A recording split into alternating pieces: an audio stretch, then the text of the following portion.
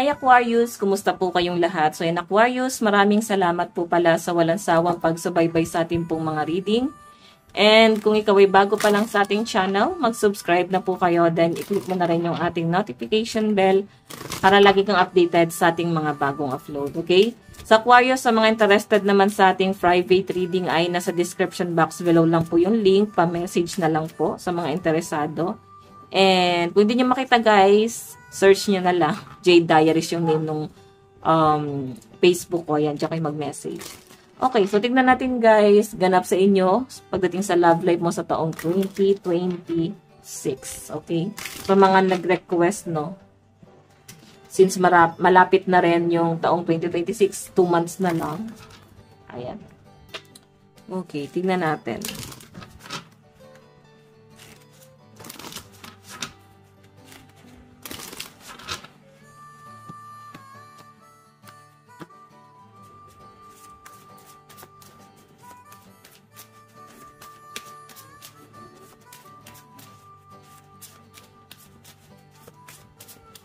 Okay. So guys, meron tayong living with purpose, bring me prosperity. Parang grabe naman to. Napakalalim ng mga Aquarius ngayong 2026. Kasi yung nakikita ko rito is more on survival, no? Parang mas gusto mong makasurvive sa pang-araw-araw nang hindi ka dumedepende sa person mo. Yun yung nakikita ko dyan, Aquarius. Kumbaga, gusto mong patunayan yung sarili mo nang hindi mo idedepende yung sarili mo sa kanya. May nakikita lang ako dito, Aquarius. Ingat lang din kayo. Kasi ngayon, nagkakaroon ng meaning, no? Nagkakaroon na ng meaning yung buhay mo sa piling niya. So, yung pag-iingat na sinasabi dyan, guys, is baka naman kasi sumobra, no? Sumobra yung pagiging strong, independent person mo. Is baka dumating talaga sa point na i-let go mo na lang si person kasi kaya mo na yung buhay mo. 'Di ba? So, by the way, guys, nakikita ko dito, ayan, since prosperity yan, feeling ko maraming blessing ang dumarating sa inyo and plus, sinusuportahan ka ng partner mo. Okay? So, yan. Tignan pa natin.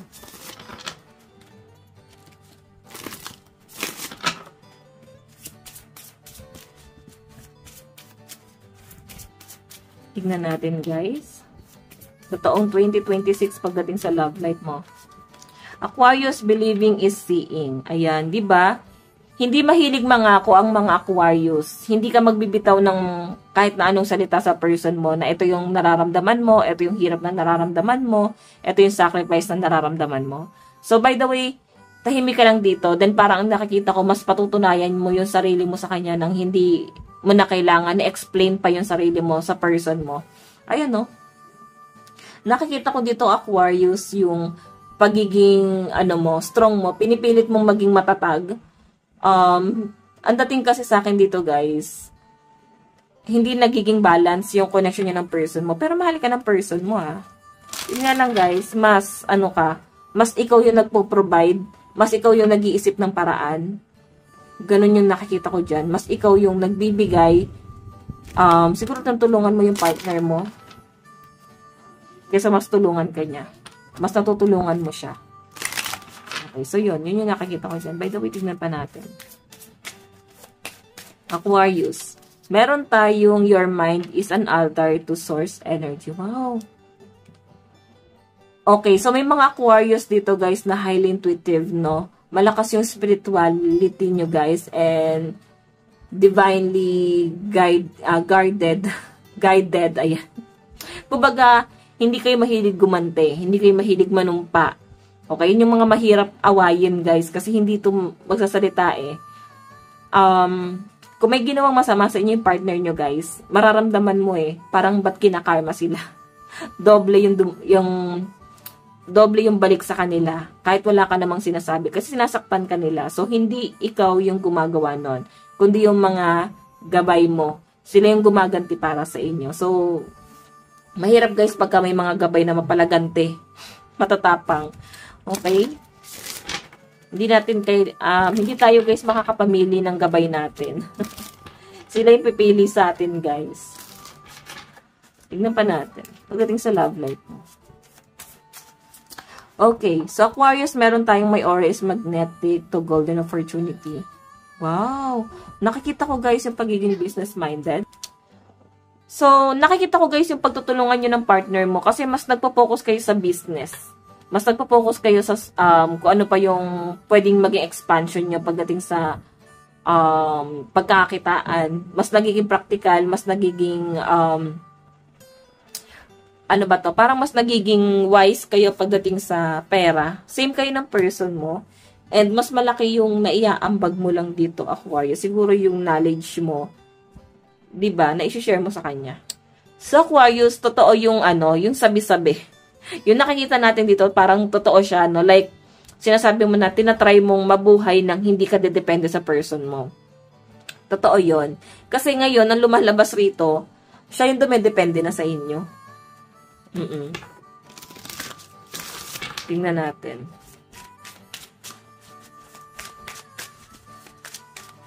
Okay, Aquarius.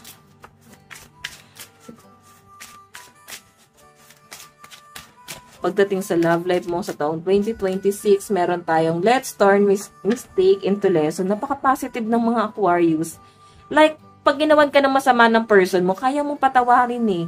Kasi parang mas iniisip mo rito yung pinakamalalim na kahulugan kung bakit niya yung nagawa. Ganun ka-matured, no? So, kung may mga kasalanan siya sa inyo, guys, na nakikita ko, mas nakikitaan mo pa rin ng positive thoughts kung bakit ngayon nagawa. Ganon. Napakaswerte ng partner ng mga Aquarius, guys. Kasi kaya mong patawarin, kaya mong pagbigyan itong taong to. So, meron tayo, why can't you see my heart? May mga bagay lang na parang feeling mo, hindi ka ganon ma-feel ng person mo. Hindi ka niya ma-appreciate. May mga bagay lang na parang masyadong nagiging controlling yung person mo, yung partner mo. Like, hindi naman totaling kinokontrol ka niya. Siguro yung mga bagay lang na, alam mo naman kaya mong gawin, pero gusto niya pa rin siya yung nagli-lead, no? Siya yung nagli-leader. Parang ganon, na parang, kitang-kita naman kung sino yung mas angat sa inyong dalawa, pero tinatry niya yung sarili niya na mas maging angat sa inyo. Ayaw niya, guys, na parang mapag-iiwanan. So, parang nakikipag-compete si person sa inyo, guys. Okay? Tingnan natin. Meron tayong no challenge is too big for us to overcome. Ayan, may malaki kayong pagdadaanan. And ito na nga, guys, is yung pride yung dalawa. Kailangan yung i-overcome yan. Grabe yung taas ng pride yung dalawa. By the way, tignan pa natin. Meron tayong I'm learning to open my heart once more. Nung broken-hearted ka, siya yun nandoon. Siya yung tumulong sa inyo na makamove on. Nakikita ko, guys, yung pagmamahal sa inyo ng partner mo. Yun nga lang, guys, masyado lang siyang matured. Parehas kayo. Kaya parang nangyari, guys, wala nang masyado nagiging emosyon. Wala nang masyado nagiging malalim na emosyon dito. Kasi nga, mas nakikita kong mas nakapokus kayo sa source of income, sa expansion, sa pera. Huwag nyo, guys, masyadong sambahin ng pera. Baka makalimutan nyo ng mahal nyo yung isa't isa, guys. Tignan pa natin message ni partner mo sa'yo. Aquarius. Meron tayong this isn't goodbye. I don't want to walk away, but what's best for me and us right now. This isn't goodbye.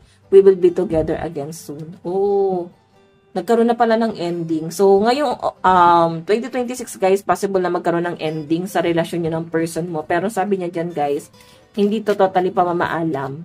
Kumbaga, parang kailangan lang to para siguro magkaroon kayo ng lesson and ma-realize mo kung ano yung lesson mo doon sa naging pagtatalo nyo and ganun din si person. Gusto niya na parang ma-realize mo kung ano yung worth niya and ma-realize din ni person kung ano yung worth mo. So, parang kailangan lang talaga magkaroon ng give and take. Kasi parang more on, wala nang amor. Wala nang amor, pero nandun pa yung person, no? Kumbaga, hindi mo na ito mahal tong taong to, pero nandun pa rin yung presensya niya. Ayan, no, hindi kanya maikumpara sa kahit na kanino, kahit na ganyan siya sa inyo. Mahal ka pa rin ito. Meron tayong missing you. O, diba? Sobrang nami-miss ka ni person. So, possible na magparamdam siya ngayong 2026. Nandun yung parang malalim na pagnanasa. Interest ni person. So, by the way, tingnan natin. Advice. Meron tayong soulmate. Diba? Yung soulmate mo pala yan. This is your soulmate. Kung bakit mahirap i-break yung connection sa taong to. So, by the way guys, ito lang po ang inyong reading. Maraming salamat po. Bye-bye!